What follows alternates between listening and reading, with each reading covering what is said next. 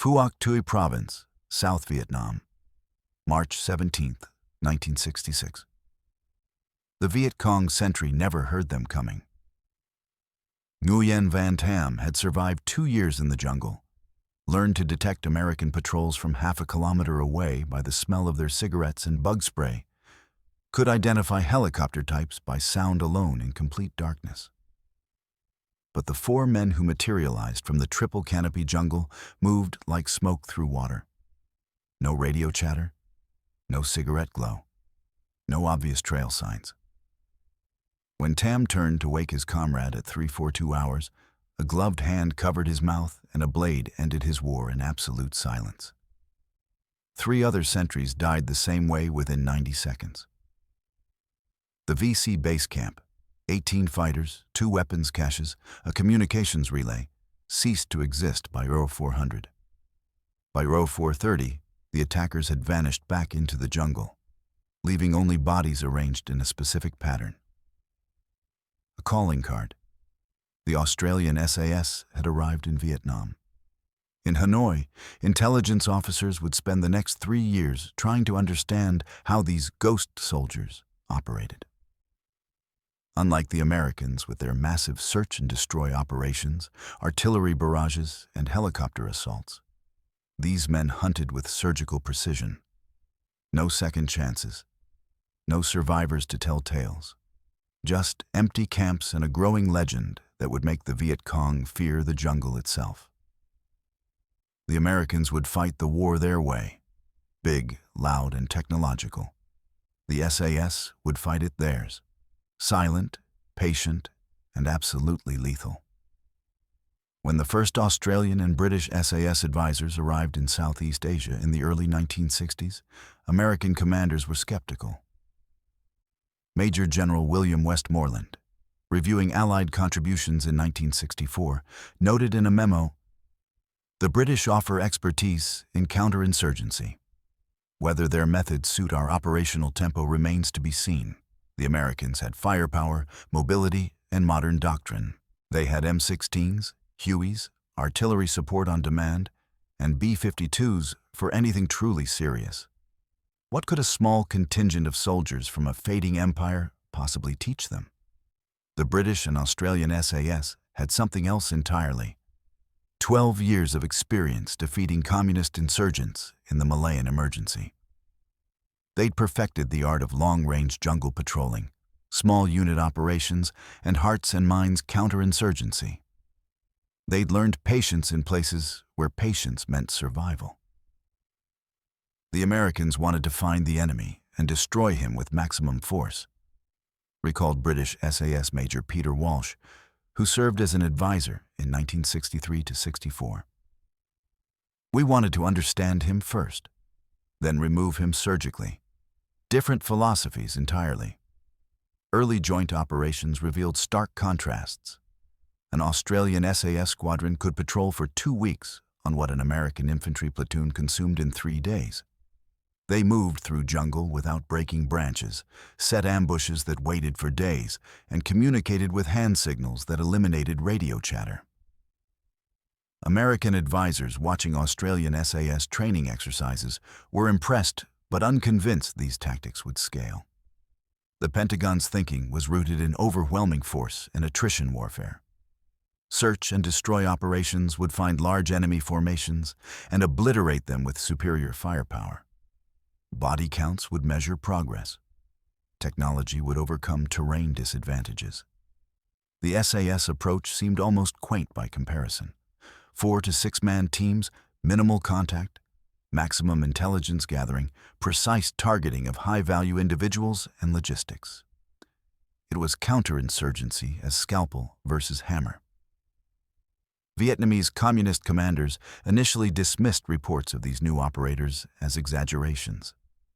They'd fought the French, survived American bombing, and controlled vast swaths of jungle. A few dozen foreign soldiers in the bush seemed irrelevant compared to divisions of American troops. That perception would change violently.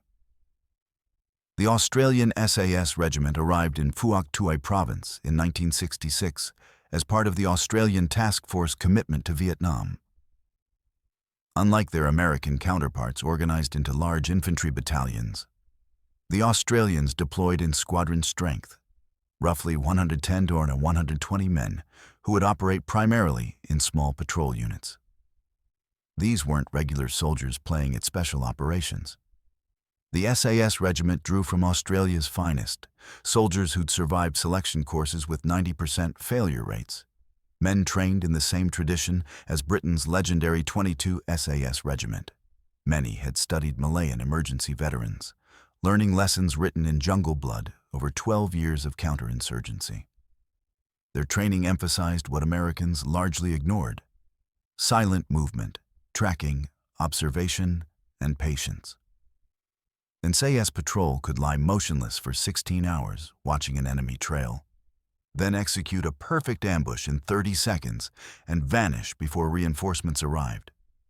British SAS advisors, though fewer in number, brought even deeper expertise. They'd trained with Gurkhas, fought in Borneo, and developed tactics for jungle warfare that contradicted conventional military wisdom.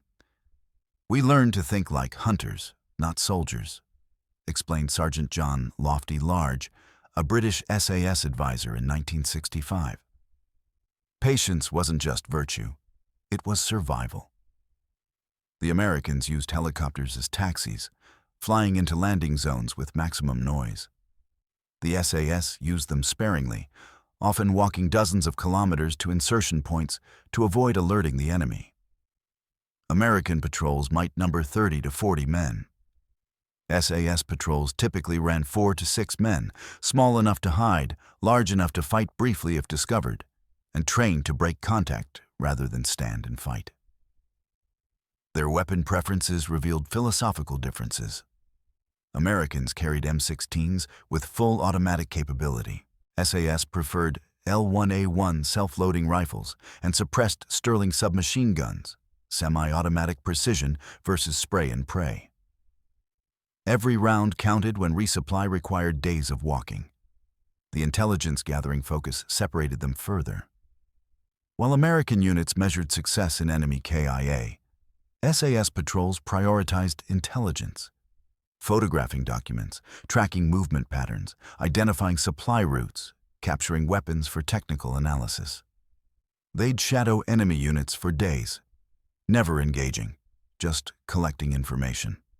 By late 1966, this approach started producing results that American intelligence officers couldn't ignore. SAS patrols were locating enemy base camps, supply caches, and movement patterns with uncanny accuracy. Their stay-behind operations, remaining in areas after major American operations, revealed how the VC simply waited out the Americans, then returned. One operation exemplified the difference.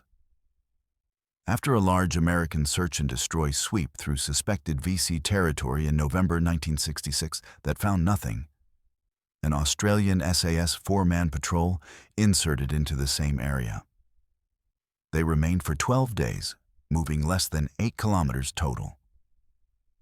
They photographed 3 VC camps, documented supply routes, identified a battalion headquarters, and called in precision strikes that destroyed months of VC logistics, all without firing a shot until their extraction. Operation Crimp, February 1966, the moment everything changed. American and Australian forces launched a major operation into the Hobo Woods, a known VC stronghold. The Americans went in loud: helicopters, artillery prep, infantry sweeps. The Australians went in quiet. Small patrols, careful movement, eyes open. Corporal Bob Bowtell of the Australian 1st Special Air Service Squadron, 1 SAS Queen, was leading a patrol when his point man, Trooper Danny Smith, stopped suddenly. Hand signal: freeze. Smith had spotted freshly turned earth that didn't match the surroundings. What they discovered would change American understanding of the war. The Q Chi tunnels, not just foxholes, but an entire underground city. 200 kilometers of tunnels, complete with hospitals, weapons factories, sleeping quarters, and command centers. The Americans had been walking over the enemy for months. but discovering tunnels and clearing them required different skills. American tunnel rats volunteered for the nightmare duty of crawling into black holes with a pistol and flashlight. The VC had every advantage: booby traps, punji stakes, blind corners, and home field knowledge. The SAS approached it differently. "We didn't send men into tunnels unless absolutely necessary," recalled Sergeant Jim Weir of 3 Squadron SAS. "We'd map entrance points, identify ventilation shafts, then pump in CS gas and collapse strategic sections. If intelligence value was high, we'd send someone down, but never alone, always with backup position to extract him fast." In March 1966, an SAS patrol in Phuoc Tuy province made contact that became legendary among VC units. 4-man patrol, call sign Charlie 1, was observing a trail junction when a 20-man VC unit appeared. Protocol dictated break contact and evade. Instead, Patrol Commander Sergeant Jim Campbell made a different call. They waited. The VC unit stopped 30 meters from their position, stacking weapons and removing packs. Rest break. Campbell's patrol remained frozen for 43 minutes while the VC smoked, talked, and relaxed. When the VC finally moved out, Campbell's team followed them for 2 kilometers to their base camp, a company-sized position with weapons caches and supply stores. That night, Campbell called in the intelligence. The next morning, Australian artillery and American airstrikes obliterated the position before the VC knew they'd been compromised. 67 confirmed KIA, massive weapons losses, and the VC never knew how they'd been found. But the operation that truly broke VC confidence occurred in June 1966. An SAS patrol led by Lieutenant John White tracked a VC unit for 5 days through Phuoc Tuy province. Not following trails, actually tracking the enemy like animals. Reading bent grass, disturbed leaves, and barely visible footprints. White's patrol documented the VC unit's movement patterns, base locations, and command structure without ever being detected. The intelligence enabled a coordinated ambush that killed the entire enemy leadership element, 17 men, including 2 senior commanders. The surviving VC found notes left at the ambush site, written in Vietnamese. "We've been watching you." Psychological warfare, SAS style. By August 1966, VC intelligence reports were documenting a disturbing pattern. Small enemy units were operating deep in controlled territory. They appeared and disappeared like ghosts. They seemed to know VC movements before the VC made them. They killed silently and efficiently, often arranging bodies to send messages. A captured document from September 1966 revealed the impact. Unknown enemy forces, possibly elite American or foreign troops, have established presence in our base areas. They employ unusual tactics. Avoid engagement if possible. Report all unusual jungle signs immediately. The Viet Cong, masters of jungle warfare, were now afraid of their own jungle. The Viet Cong's response to SAS tactics revealed how deeply the threat had penetrated their confidence.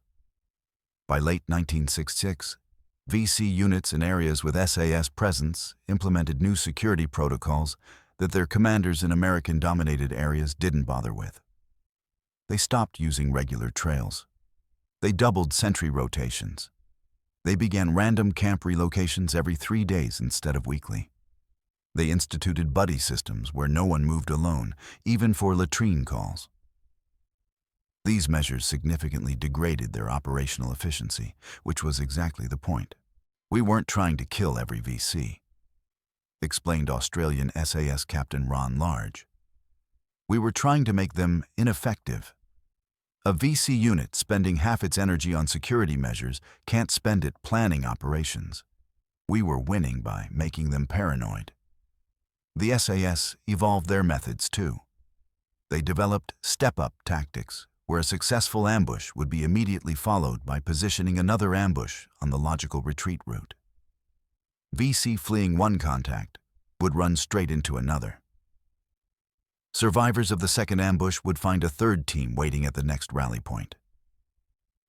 It was psychological destruction, recalled Sergeant Dave Curtin of 2 Squadron SAS. After 3 consecutive ambushes on what should have been their safe withdrawal routes, enemy units started surrendering rather than running. They couldn't trust their own operational planning anymore. The British SAS advisory role expanded in 1967, bringing refinements from their Borneo operations.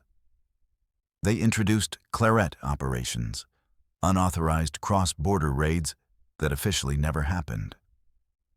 Small SAS teams would cross into Cambodia, target VC sanctuary areas, then fade back into Vietnam before anyone could respond. These operations remained classified for decades, but were whispered about in VC base camps. The ghosts could cross any border. American units began requesting SAS training.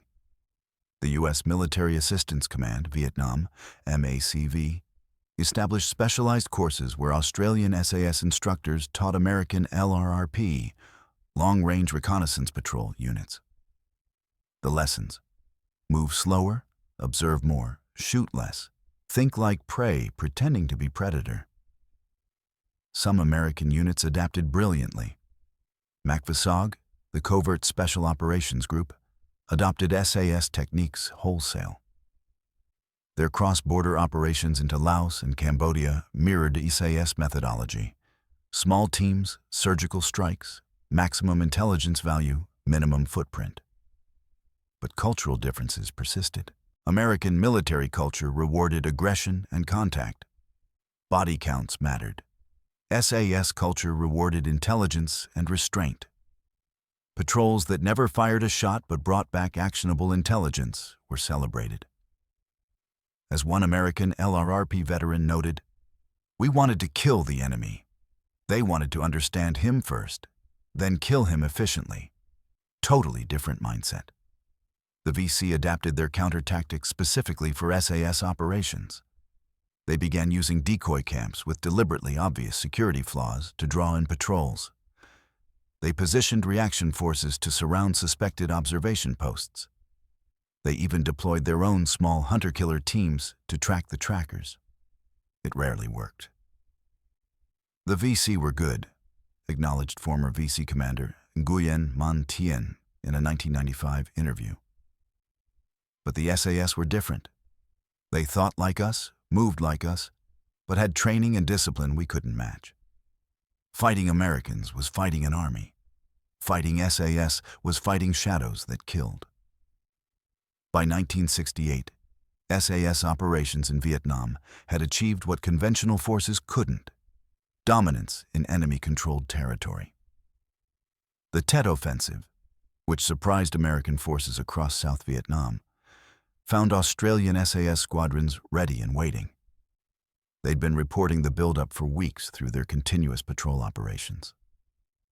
In Phuoc Tuy province, SAS patrols provided early warning that allowed Australian task force to prepare defensive positions.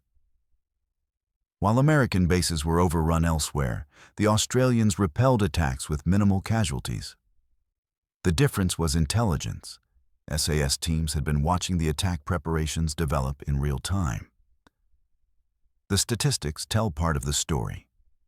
From 1966-1971, Australian SAS squadrons rotated through Vietnam with approximately 600 total personnel.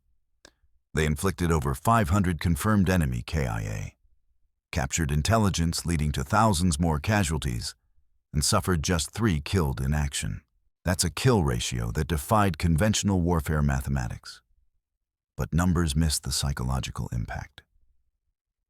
A captured NVA officer interrogated in 1969 described his unit's standing orders regarding SAS patrols. "If you see them, don't engage. Report position and withdraw. They always have support nearby and they never lose." That last part wasn't strictly true. SAS patrols could be overwhelmed by superior numbers. But the perception was what mattered. VC and NVA units genuinely believed that engaging in SAS patrol was suicide. The reality was more nuanced, but reality wasn't what controlled behavior in the jungle. The British SAS advisory mission reached its peak effectiveness in 1968 to 1970, when their training programs had produced multiple generations of American LRRP and Special Forces soldiers who understood jungle warfare as craft rather than chaos. These units began producing their own successes, applying patience and observation over firepower and aggression. The SAS taught us that silence was a weapon, recalled Staff Sergeant Billy Waugh, a MACV-SOG operator. They showed us that watching the enemy for 3 days before attacking was better than attacking immediately. They proved that 4 quiet men could accomplish what a platoon with air support couldn't. Perhaps the ultimate measure of SAS effectiveness came from enemy action or inaction. By 1969, certain areas of Phuoc Tuy province were effectively VC-free, not because of major operations, but because the VC simply abandoned them. The cost of operating in SAS territory exceeded any strategic benefit. They couldn't move safely, couldn't rest securely, couldn't plan effectively. The SAS had won without fighting, the highest form of warfare according to Sun Tzu, and one the Viet Cong understood intimately. Being beaten at their own philosophy was a bitter pill. The Australian SAS withdrew from Vietnam in 1971, their mission complete. They'd proven that small unit excellence, properly applied, could achieve strategic effects that massive conventional operations couldn't. The Americans would continue their war for another 4 years, but the lessons had been learned, if not always applied. Modern Special Operations Forces worldwide study SAS operations in Vietnam as masterclass examples of counterinsurgency done right. The patience, the intelligence focus, the restraint. These became doctrinal foundations for special operations in Iraq, Afghanistan, and beyond. We didn't win the Vietnam War, reflected Major General John Essex Clark, who commanded Australian SAS squadrons in Vietnam. But we showed there was a better way to fight it. Whether anyone was listening is another question. The Viet Cong learned their own lessons. Former VC fighter Truong Nhu Tang wrote in his memoir, "The American military was powerful but predictable. The SAS was different, patient, precise, and terrifying in their efficiency. We feared them because they fought like we did, only better. That fear was the SAS's greatest weapon.